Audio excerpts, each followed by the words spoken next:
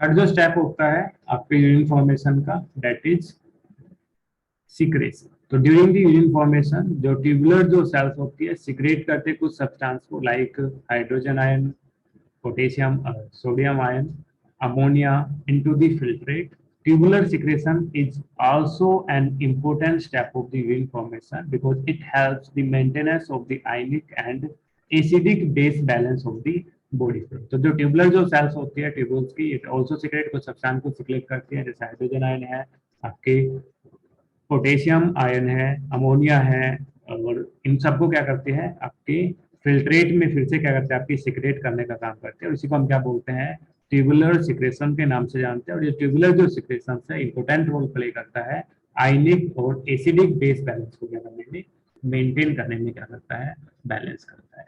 Next जो है आपका that is functions of the tubules. आपके जो ट्यूबुल्स है क्या फंक्शन परफॉर्म करते हैं, तो फर्स्ट ऑफ ऑल अगर हम बात करें पीसीटी रीजन की बात करें, प्रोक्सिमल कन्वर्टिव ट्यूबुल्स की बात करें, तो पीसीटी जो होता है ये आपका लाइन होता है by simple cuboidal brush border epithelial cell से। तो आपकी जो एपिथेलियल जो सेल्स होते हैं, सिंपल क्यूबिडल एपिथेलियल जो सेल्स होती है क्या होती है आपकी, अरेंज होती है एज ए ब्रश बॉर्डर्स के अंदर, और ब्रश बॉर्डर्स के अंदर प्रेजेंट होती है। जैसे हम बात करें आपकी एपिथेलियल सेल्स है, तो एपिथेलियल सेल्स आपकी नॉर्मल्स है। अगर ये क्या हो आपके ब्रश बॉर्डर्स के अंदर प्रेजेंट हो, तो ब्रश बॉर्डर्स के अंदर प्रेजेंट होने के कारण ये क्या करती है, इंक्रीज करती है सरफेस एरिया को, इंक्रीज करते हैं। तो जो ब्रश बॉर्डर्स एपिथेलियल्स है पीसीटी सेल्स का, increase the surface area of the reabsorption, क्या करती है, सरफेस एरिया को इंक्रीज करते हैं। जितना ज्यादा सरफेस एरिया होगा दैट मीन्स उतना ही ज्यादा क्या होगा आपका रीअब्जॉर्प्शन होगा। दैट मीन्स मैक्सिमम जो रीअब्जॉर्प्शन होता है एसेंशियल न्यूट्रिशंस का जो रीअब्जॉर्प्शन होता है nearly occurs in the PCT regions. Approximately 70 to 80% जो आपका रीअब्जॉर्प्शन है इलेक्ट्रोलाइट्स का एंड वाटर्स का are reabsorbed by the this segment. अगर हम किसी भी न्यूट्रिएंट्स की बात करें, आयंस की बात करें, वाटर्स की बात करें, तो मैक्सिमम जो रीअब्जॉर्प्शन होता है वो कहाँ पे अगर होता है, आपके पीसीटी रीजन के अंदर अकर होता है।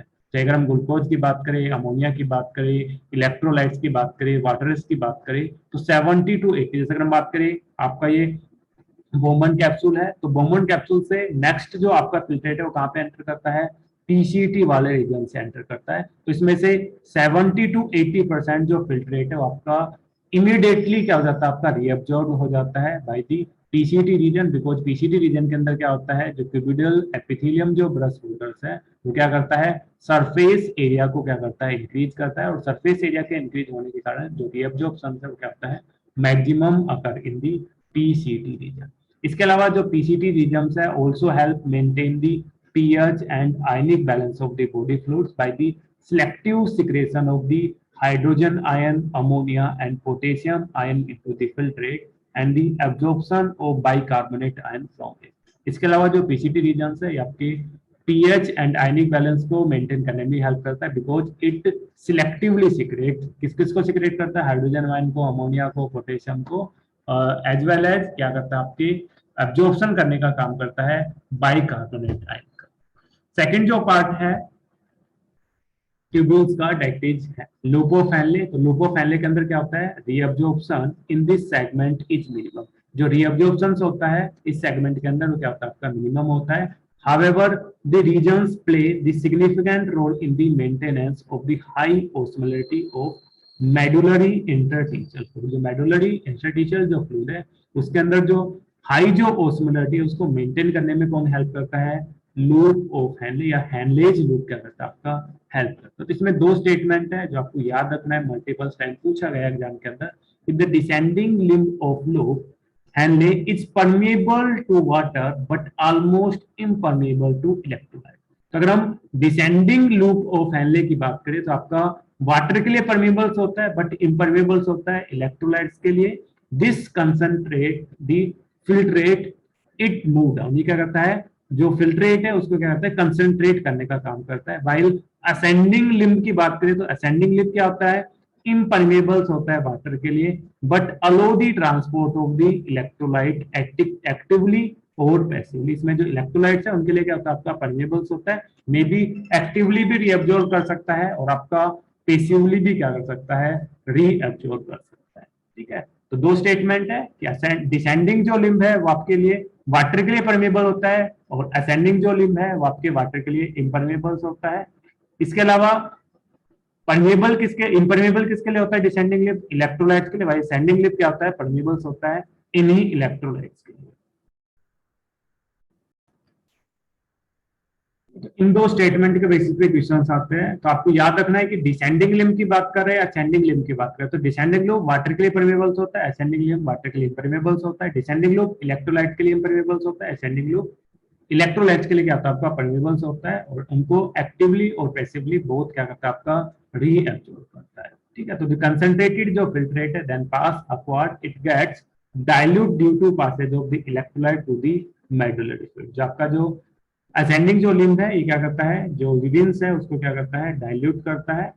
ठीक है, नेक्स्ट जो पार्ट है ट्यूब्यूल्स का that is distilled converted tubule DCT. तो डीसीटी की बात करें तो डीसीटी के अंदर क्या होता है? कंडीशनल रीअब्जॉर्प्शन होता है। That means not much more reabsorption. इसके अंदर कंडीशनल रीअब्जॉर्प्शन होता है किसका? दो पार्ट दो सब्सटेंस का, एक आपके सोडियम आयन का और सेकेंडरी आपका वाटर्स का takes place in this segment. तो डीसीटी सेगमेंट के अंदर कंडीशनल रीअब्जॉर्प्शन होता है सोडियम का एंड वाटर का। इसके अलावा डीसीटी जो है आपका also capable for reabsorption of bicarbonate ion and selective secretion of hydrogen, potassium ion, ammonium ion, maintain the pH and sodium potassium balance in the blood। तो डीसीटी जो reason होता है ये आपके जो ऑस्मोटिक जो बैलेंस है उसको भी क्या करता है? मेंटेन करने का काम करता है by the secretion of hydrogen ion, potassium ion, ammonia. इन सबको क्या करता है? सिक्रेट करता है।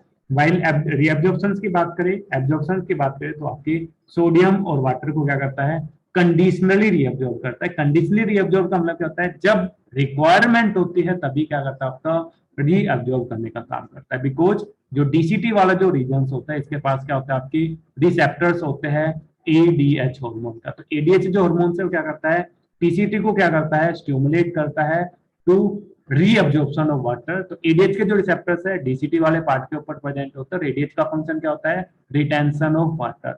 जो यूरिन है उसको डाइल्यूट कराने में, सॉरी आपको कंसंट्रेट कराने में कौन हेल्प करता है? एडीएच हेल्प करता है। ठीक है, तो आपके एडीएच के रिसेप्टर डीसी पे प्रेजेंट होता है। तो जब ब्लड के अंदर डीसीटी एडीएच प्रेजेंट होगा तभी क्या होगा? डीसीटी क्या करेगा? रीअब्जॉर्ब करेगा। दैट्स व्हाई जो रीअब्जॉर्प्शन है उसको हम क्या बोलते हैं? कंडीशनल रीअब्जॉर्प्शन के नाम से जानते हैं। नेक्स्ट जो पार्ट है, पहले स्ट्रक्चर्स पढ़ लेते हैं, देन हम कलेक्टिंग डिक्ट के बारे में बात करेंगे। तो जैसे हमने स्ट्रक्चर्स की बात करी तो आपका जो पीसीटी वाला जो रीजन होता है प्रोक्सिमल कन्वर्टिव ट्यूब्यूल्स, ये क्या करता है? आपके न्यूट्रिएंट्स को क्या करता है? आपके एब्जॉर्ब करता है, वाटर को रीअब्जॉर्ब करता है, पोटेशियम आयन को रीअब्जॉर्ब, सोडियम क्लोराइड को, बाइकार्बोनेट आयन को, हाइड्रोजन आयन को, अमोनिया को क्या करता है? आपका रीअब्जॉर्ब करता है। 70 to 80% जो है आपका फिल्ट्रेट वो आपका एब्जॉर्ब हो जाता है पीसीटी रीजन के अंदर, क्योंकि इसके अंदर क्या होता है? आपके ब्रश बॉर्डर्स प्रेजेंट होते हैं। इसके अलावा अगर हम एपिथेलियम की बात करें तो हमने डिफरेंट टाइप की एपिथेलियल सेल्स पढ़ी। तो इनके अंदर क्या होता है? आपका क्यूबोइडल एपिथेलियल प्रेजेंट होता है आपके एपिथेलियल्स का। ठीक है, इसके अलावा हम बात करें आपके लूप ऑफ हेनले की बात करें तो इसमें दो पार्ट होता है। एक आपका डिसेंडिंग लूप ऑफ हेनले, ये कौन सा? आपका असेंडिंग लूप ऑफ हेनले। तो डिसेंडिंग लूप ऑफ हेनले की बात करें तो descending loop of Henle water के लिए क्या होता है? आपका परमेबल्स होता है। वाइल इलेक्ट्रोलाइट्स के लिए क्या होता है? आपका इम्परमेबल्स होता है। वाइल असेंडिंग लिम्ब की बात करें तो असेंडिंग लिम्ब क्या होता है? आपके जो साल्ट होता है, आपके इलेक्ट्रोलाइट्स होते हैं, उनके लिए क्या होता है? आपका परमेबल्स होता है। वाइल वाटर के लिए क्या होता है? आपका इम्परमेबल्स होता है। वाइल डीसीटी वाले पार्ट की बात करें तो डीसीटी वाला जो पार्ट होता है कैसा होता है? आपका सिलेक्टिव क्या होता है? आपका रीअब्जॉर्प्शन शो करता है। ठीक है, ये आपके वाटर को रीअब्जॉर्ब करता है, बाइकार्बोनेट आयन को, आपके हाइड्रोजन आयन को, पोटेशियम आयन को, सोडियम क्लोराइड को। कंडीशनल क्या करता है? रीअब्जॉर्प्शन करता है।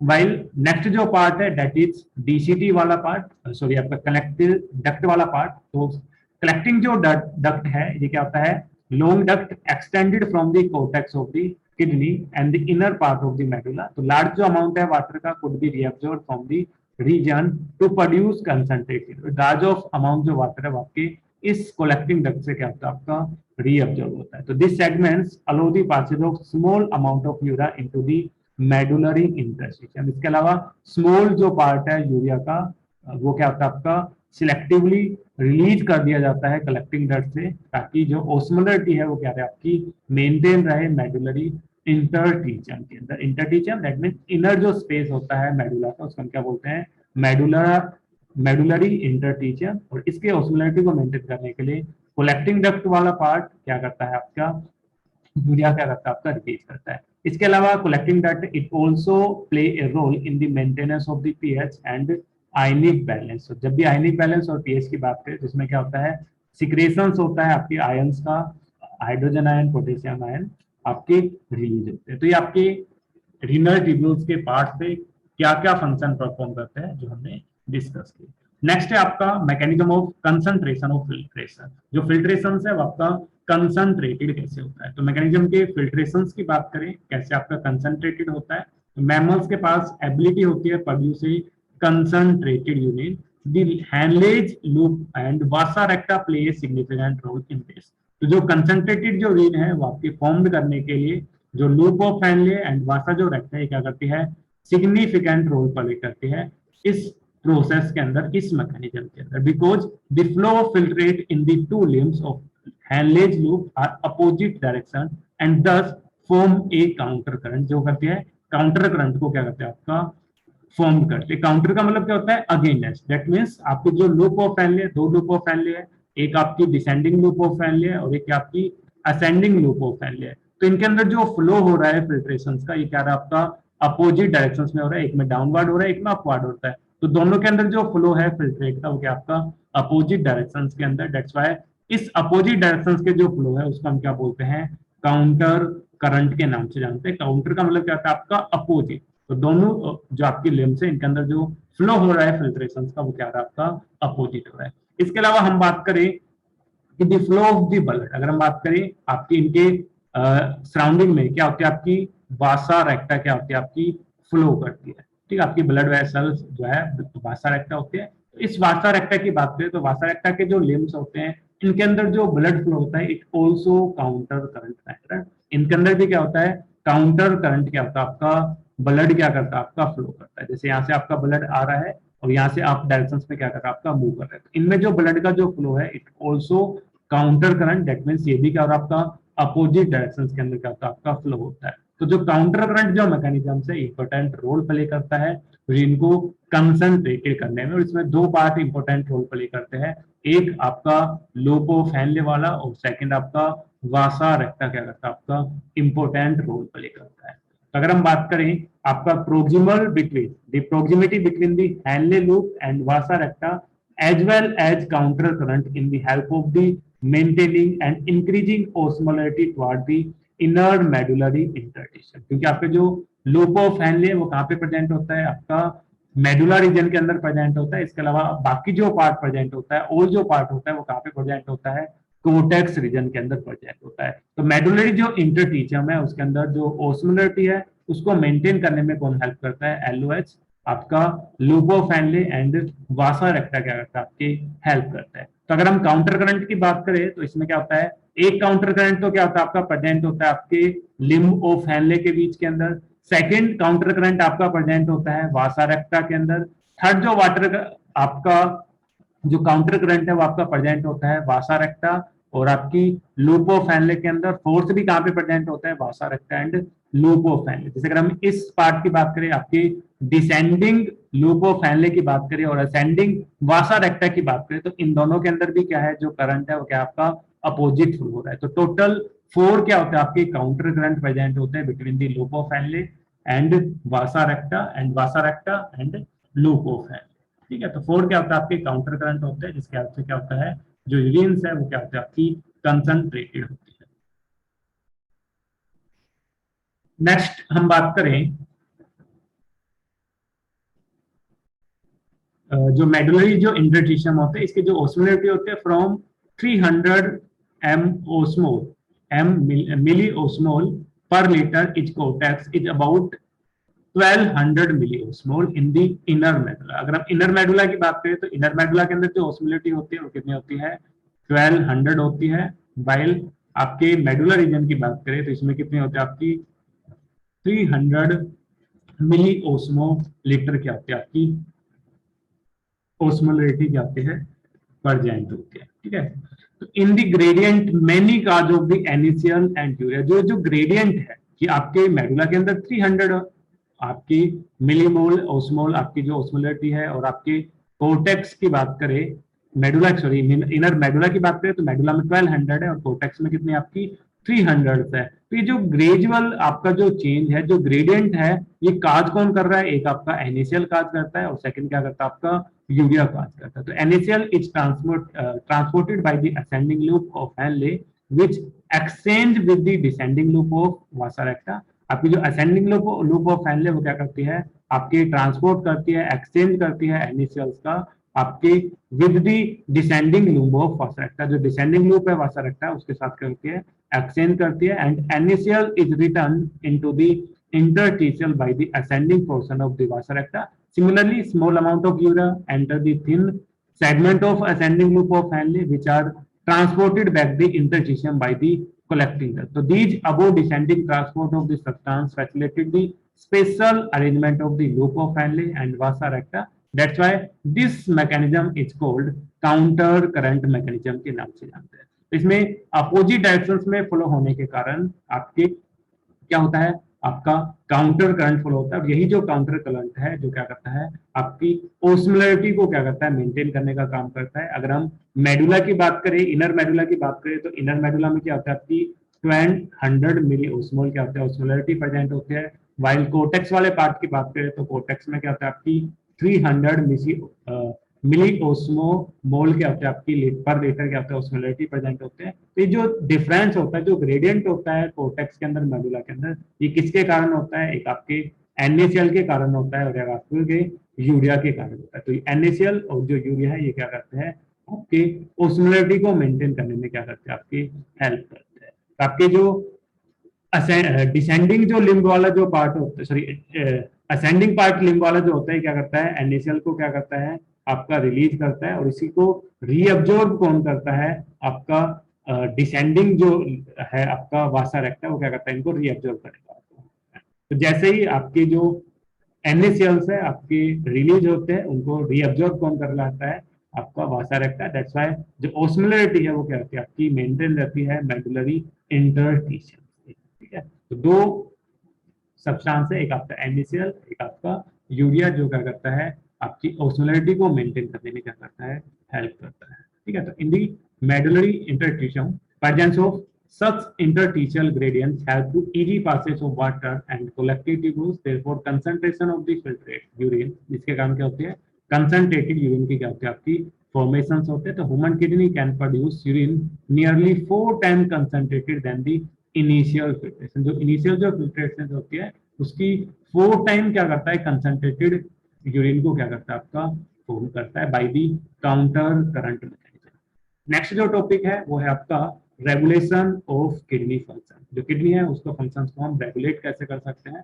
तो जो किडनी की जो फंक्शनिंग है उसको एफिशिएंटली मॉनिटर करने के लिए क्या होता है, रेगुलेशन होता है by the hormonal feedback mechanism involving the hypothalamus. जो क्या करते हैं, हाइपोथैलेमस को क्या करते हैं, इन्वॉल्व करती है। सेकंड आपका JGA system and to a certain extent the heart. इसके अलावा जो हार्ट तीन, एक जेजीए सिस्टम है, एक आपका हार्मोनल सिस्टम हाइपोथैलेमस, एक हार्ट, ये तीनों क्या करते हैं, जो किडनी के जो फंक्शंस है उसको एफिशिएंटली क्या करते हैं, आपकी मेजर करने का काम करते हैं। फर्स्ट हम बात करते हैं आपकी हार्मोनल रेगुलेशंस की बात करें तो इसमें क्या होता है, कुछ ओस्मो रिसेप्टर प्रेजेंट होते हैं बॉडी के अंदर जो एक्टिवेट होते हैं by the changing in the blood volume and body flood volume and ionic concentration. जैसे ही ब्लड वॉल्यूम के अंदर आपके बॉडी फ्लूइड की और आयनिक कंसंट्रेशन की क्या होगी, आपका चेंजमेंट होगा। तो आपके जो ओस्मो रिसेप्टर्स है, ओस्मो रिसेप्टर दैट मीन जो ओस्मोलरिटी को क्या करते हैं, आपके सेंस करने का काम करते हैं। उन रिसेप्टर को हम क्या बोलते हैं, ओस्मो रिसेप्टर बोलते हैं। जैसे ओस्मोलरिटी में चेंज होता है या आपके ओस्मो रिसेप्टर्स क्या हो जाते हैं, आपके एक्टिव हो जाते हैं। तो an excessive loss of fluid from the body can active these receptor. जैसे आपके बॉडी के अंदर, इन फ्लूइड के अंदर, बॉडी फ्लूइड के अंदर क्या होता है, आपका एक्सेस लॉस होता है, तो आपके जो रिसेप्टर्स है ओस्मो रिसेप्टर से क्या हो जाता है, आपके एक्टिवेट हो जाते हैं विच स्टिमुलेट द हाइपोथैलेमस। और क्या करते हैं, हाइपोथैलेमस को स्टिमुलेट करते हैं to release anti diabetic hormone, जिसको हम वैसोप्रेसिन के नाम से जानते हैं, फ्रॉम दी न्यूरोहाइपोफाइसिस। तो न्यूरोहाइपोफाइसिस हम किसको बोलते हैं? आपकी जो पोस्टीरियर जो पिट्यूटरी होती है उसको क्या बोलते हैं? न्यूरोहाइपोफाइसिस, क्योंकि pituitary is also known as hypophysis. आपकी जो पोस्टीरियर जो पिट्यूटरी उसको हम क्या बोलते हैं? न्यूरोहाइपोफाइसिस। और आपके एंटीरियर पिट्यूटरी को हम क्या बोलते हैं? एडिनोहाइपोफाइसिस। तो जैसे ही ब्लड के अंदर जो ब्लड वॉल्यूम है आपका एक्सेसिव लॉस होता है, जैसे ही ब्लड वॉल्यूम डिक्रीज होती है, तो आपकी जो ओस्मो रिसेप्टर जो सेल्स है वो क्या करती है? हाइपोथैलेमस को एक्टिव करती है to release ADH hormone by the stimulation of the posterior pituitary. और ये पोस्टीरियर पिट्यूटरी क्या करेगी? एडीएच हार्मोन को क्या करेगी? सीक्रेट करना स्टार्ट करेगी, जिसको हम वैसोप्रेसिन के नाम से जानते हैं। अब ये जो एडीएच है ये फैसिलिटेट करेगा वाटर के रीअब्जॉर्प्शन को from the latter part of the tubules, therefore preventing diabetes. अब ये जो एडीएच है क्या करेगा? आपके जो रीनल जो ट्यूब्यूल्स है उसके latter part, that means DCT वाले पार्ट के पास इसके क्या होता है? रिसेप्टर प्रेजेंट होते हैं। डीसी वाले पार्ट को क्या करेगा? आपका एक्टिव करेगा, तो इसके अंदर कंडीशनल रीअब्जॉर्प्शन स्टार्ट हो जाएगा। और जैसे ही डीसीटी पार्ट के अंदर आपका एडीएच एक्टिवेट करेगा इसको, तो इसके अंदर रीअब्जॉर्प्शन स्टार्ट होगा, तो वाटर की जो अमाउंट है वो फिर से क्या हो जाएगी? आपकी रीअब्जॉर्ब होकर क्या होगी? वो आपकी ब्लड वॉल्यूम के अंदर एंटर होना स्टार्ट हो जाएगी, तो ब्लड वॉल्यूम फिर से क्या हो जाएगी? आपकी नॉर्मल हो जाएगी। ठीक है, तो an increase in the body volume can switch off osmoreceptor suppressor of the ADH release to complete the feedback. जैसे अब ब्लड वॉल्यूम के अंदर फिर से आपकी ब्लड वेसल्स के अंदर ब्लड वॉल्यूम नॉर्मल हो गई, तब ये ओस्मो रिसेप्टर्स फिर से क्या करेंगे? आपके सिग्नल्स को ट्रांसमिट करेंगे हाइपोथैलेमस को to inhibit the release of ADH. ADH के रिलीज को क्या करेंगे? आपके इनिबिट कर देंगे। दैट मींस इसको हम क्या बोलते हैं? फीडबैक इनिबिशंस के नाम से जानते हैं। दैट मींस इन्होंने क्या किया? फीडबैक दिया कि जैसे मैंने आपको पढ़ाया, आप पढ़ने के बाद में पूछा आपको समझ में नहीं आया, तो आपने फीडबैक दिया कि हाँ समझ में आ गया। दैट मींस मैं आगे कंटिन्यू कर देता हूँ। ठीक है, नहीं समझ में आया तो आप फीडबैक देते हो, नहीं मैं फिर से रिपीट करता हूँ। तो इसी तरह से जैसे आपकी ब्लड वॉल्यूम फिर से ज्यादा हो गई, तो इसने क्या दिया? फीडबैक दिया कि ब्लड जो वॉल्यूम है वो आपकी नॉर्मल हो चुकी है, अब आप अपना जो फंक्शन है वो क्या कर दो? स्टॉप कर दो। अगर ये स्टॉप करवाते हैं तो इसको हम बोलते हैं फीडबैक इनहिबिशंस बोलते हैं। अगर ब्लड वॉल्यूम कम हो और इंक्रीज करवाते हैं तो इसको हम क्या बोलते हैं? आपका फीडबैक एक्टिवेशंस के नाम से। तो फीडबैक में बोथ आपका इनहिबिशंस भी होता है और आपका स्टिमुलेशंस भी होता है। तो जैसे ब्लड वॉल्यूम के अंदर ब्लड वेसल्स के अंदर ब्लड वॉल्यूम इंक्रीज होते हैं, तो रिसेप्टर फिर से क्या करते हैं? हाइपोथैलेमस को क्या करते हैं? आपका फीडबैक देते हैं, और एडीएच के रिलीज को क्या करते हैं? आपका डिक्रीज कर देते हैं। ठीक है, इसके अलावा जो एडीएच है can also affect the kidney function by it constrictory effect. इसके अलावा नॉट ओनली रीअब्जॉर्प्शन को इंक्रीज करता है डीसीटी पार्ट के अंदर, it also effect the blood vessel. ये जो ब्लड वेसल्स है उसको क्या करता है? कंस्ट्रिक्ट करता है। दो वर्ड होते हैं, एक होते हैं आपके वासो कंस्ट्रिक्टर, वासो कंस्ट्रिक्टर, और एक होते हैं आपके वासो डायलेटर। ठीक है, डायल्यूट का मतलब होता है जैसे अगर आपकी एक नॉर्मल ब्लड वेसल्स है, अगर इस ब्लड वेसल्स की अगर हम बात करें साइज को हम क्या कर दे? आपका डिक्रीज कर दे, तो इसको हम क्या बोलते हैं? वासो कंस्ट्रिक्टर बोलते हैं। और इसका डायल्यूटर दैट मींस इसके साइज को हम थोड़ा सा इनलार्ज करते हैं, नॉट साइज। अगर ब्लड वॉल्यूम कम होगी तो जो साइज होगा वो क्या जाएगा? आपका डिक्रीज हो जाएगा। आपकी जो मसल्स होती है ब्लड वेसल्स के अंदर वो क्या करेगी? आपकी कॉन्ट्रैक्ट करेगी। दैट्स व्हाट हम क्या बोलते हैं? वासो कॉन्ट्रैक्टर। और जब ब्लड वॉल्यूम ज्यादा होगी तो जो ब्लड वेसल्स की जो मसल्स है वो क्या करेगी? आपकी रिलैक्स करेगी, जिसको हम क्या बोलते हैं? वासो डायलेटर बोलते हैं। तो एडीएच जो हार्मोन्स होता है वो क्या होता है? आपका वासो कंस्ट्रिक्टर होता है। दैट मींस जो ब्लड वेसल्स है उसको क्या करता है? आपका कॉन्ट्रैक्ट कराने का काम करता है। तो अगर हम बात करें, एक आपकी वेसल्स है जो आपकी क्या है? स्मॉल साइज का, उसके अंदर क्या है? आपका ल्यूमन है, तो उसके अंदर जो प्रेशर होगा वो क्या होगा? आपका ज्यादा होगा। वाइल एक आपकी लार्ज आपकी ल्यूमन वाली वेसल्स है, तो उसके अंदर जो प्रेशर होगा वो क्या होगा? आपका लेस होगा। तो वासो कंस्ट्रक्टर होने के कारण तो आपका जो ब्लड प्रेशर है ब्लड वेसल्स के अंदर वो क्या हो जाएगा? आपका इंक्रीज हो जाएगा। तो एडीएच क्या होता है? आपका वासो कंस्ट्रक्टर होता है जो क्या करता है? इंक्रीज करता है ब्लड प्रेशर का। और जैसे ब्लड प्रेशर इंक्रीज होगा ये क्या करेगा? इंक्रीज करेगा जीएफआर को, ग्लोमेरुलस ब्लड फ्लो को क्या का इंक्रीज करेगा। आपका जो ग्लोमेरुलस फिल्ट्रेशन रेट ज्यादा होगा, आपका जीएफआर फिर से क्या हो जाएगा? आपका ज्यादा होगा। और जितना ज्यादा जीएफआर होगा फिर से आपके जो हमने जेजे वाला सिस्टम पढ़ा था, तो आपका जो रेनिन एंजियोटेंसिन वाला जो प्रोसेस है वो क्या हो जाएगा? आपका स्टॉप हो जाएगा। ठीक है, तो फर्स्ट जो था वो था आपका हार्मोनल रेगुलेशन।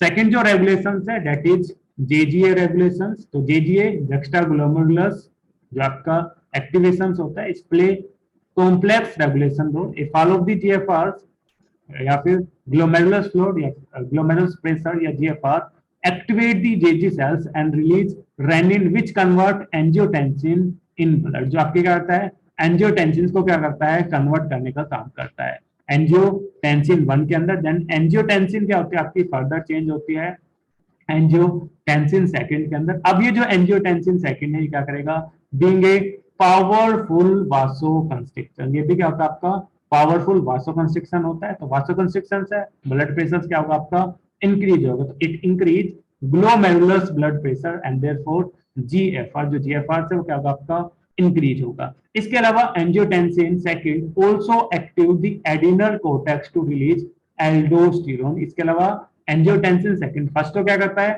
वासोकंस्ट्रिक्टर होता है, सेकंड क्या होता है, ये आपका एडिनल जो कोर्टेक्स है उसको क्या करता है, स्टिमुलेट करता है टू रिलीज एल्डोस्टेरोन। और जो एल्डोस्टेरोन है इसका फंक्शन क्या होता है, आपका reabsorption of sodium ion and water from the distal part of the tubule. जो डिस्टल पार्ट ऑफ ट्यूब्यूल्स होता है उससे सोडियम आयन और वाटर के रीअब्जॉर्प्शन को क्या करता है आपका इंक्रीज करता है। दस also lead the increase of the blood pressure and GFR, जो क्या करता है आपके ब्लड प्रेशर और जीएफआर को क्या करता है आपका इंक्रीज करता है। इसी कॉम्प्लेक्स जो मैकेनिज्म होता है उसको जनरली हम किसके नाम से जानते हैं, रेनिन एंजियोटेंसिन मैकेनिज्म, या फिर इसको हम RAAS के नाम से जानते हैं, रेनिन एंजियोटेंसिन एल्डोस्टेरोन सिस्टम।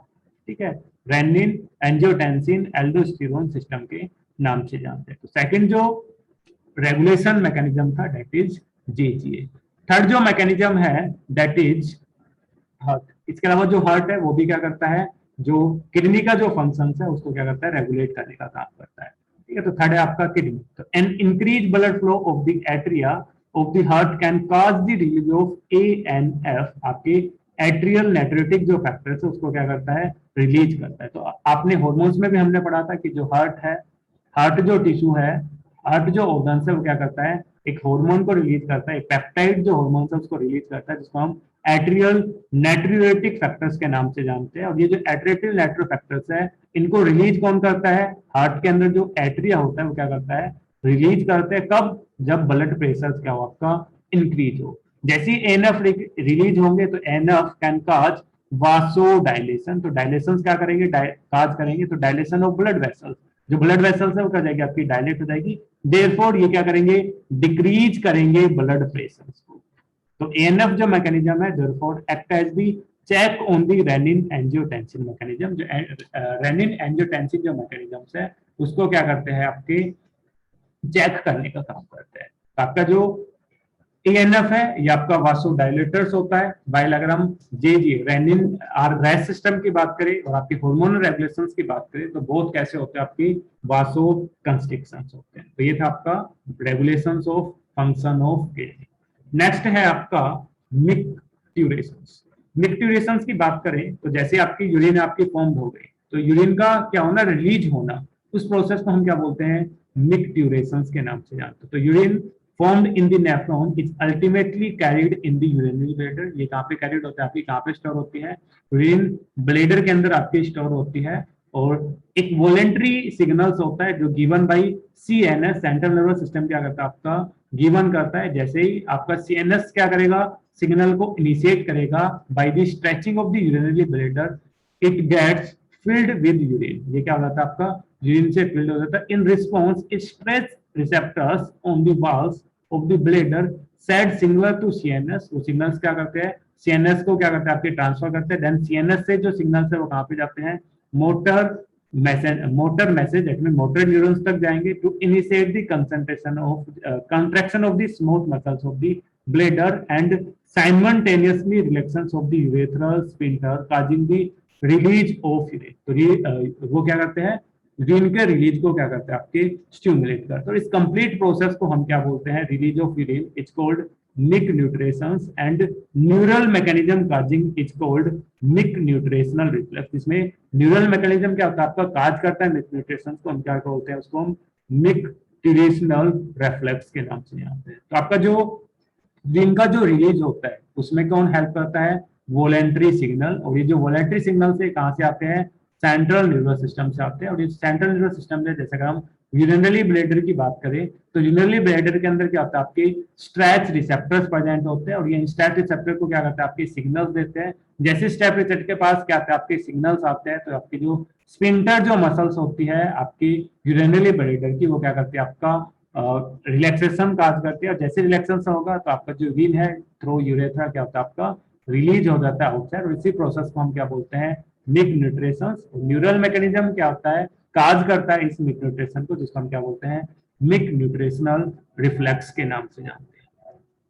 इसके अलावा हम बात करें मिक न्यूट्रिशन से जो यूरिन एक्सपेल आउट हो रही है, तो एक अडल्ट ह्यूमन के अंदर जो है एक्सक्रीट करता है on an average 1 to 1.5 litre of urine क्या होती है, आपकी एक्सक्रीट होती है। And the urine found by the light yellow coloured watery fluid with slightly acidic pH क्या होती है, 6 क्या होती है आपकी पीएच होती है यूरिन की। लाइट येलो क्या होता है, कलर्ड होता है, वाटरी फ्लूइड होता है। इनके अंदर कैरेक्टरिस्टिक ऑर्डर होता है। ऑन एन एवरेज 25 to 30 ग्राम क्या होता है, यूरिया प्रेजेंट होता है यूरिन के अंदर, जो एक्सक्रीट होती है पर डे के अंदर। तो वेरियस कंडीशंस होती है जो अफेक्ट करती है कैरेक्टरिस्टिक ऑफ यूरिन, यूरिन के जो कैरेक्टरिस्टिक है उसको अफेक्ट करती है।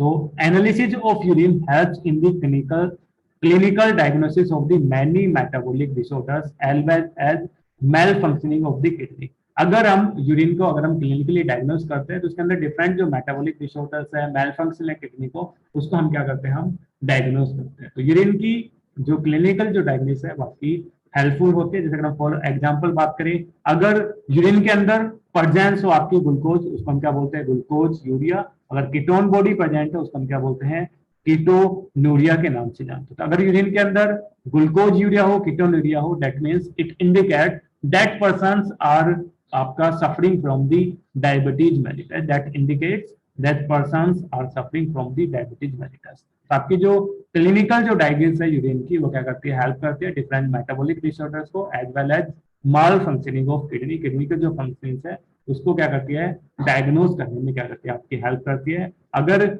आपके यूरिन के अंदर ग्लूकोज और कीटोनिक बॉडी प्रेजेंट है, that represent the person are suffering from the diabetes mellitus. और द डायबिटीज मेलिटस है, दैट मींस उस पर्सन के अंदर क्या आपकी इंसुलिन जो हार्मोन्स है उसकी डेफिशिएंसी है, दैट्स व्हाई वो ग्लूकोज को क्या नहीं कर पा रहा, ब्लड के अंदर वॉल्यूम को रेगुलेट नहीं कर पा रहा, जिसके कारण एक्सेसिव जो ग्लूकोज है आपकी थ्रू द यूरिन क्या हो रही है, आपकी रिलीज हो रही है।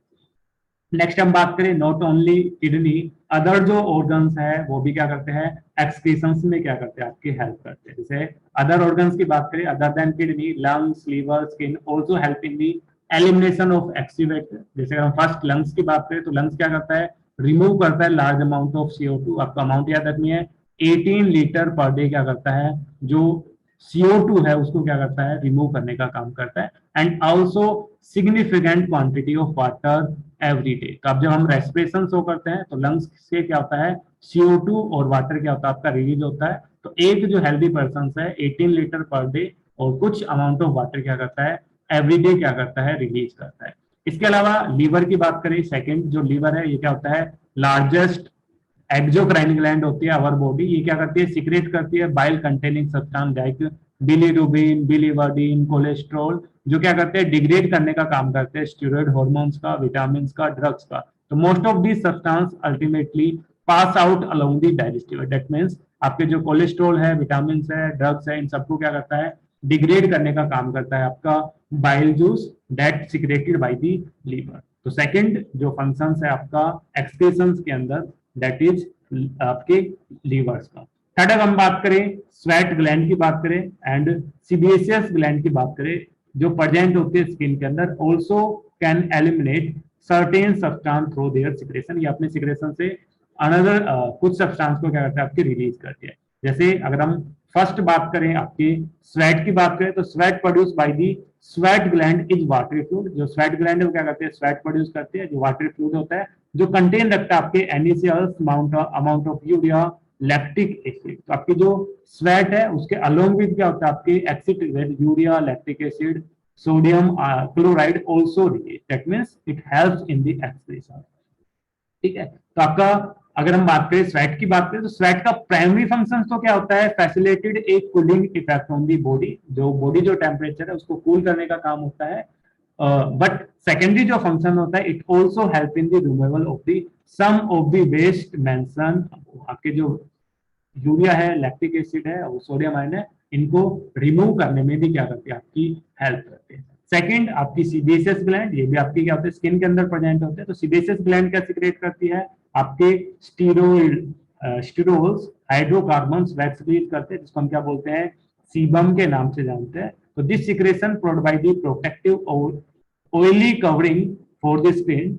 तो ये क्या होता है, जो ऑयली जो कवरिंग जो स्किन होते हैं वो प्रोटेक्ट करने का काम करते हैं, ताकि बॉडी से ज्यादा हीट लॉस ना हो।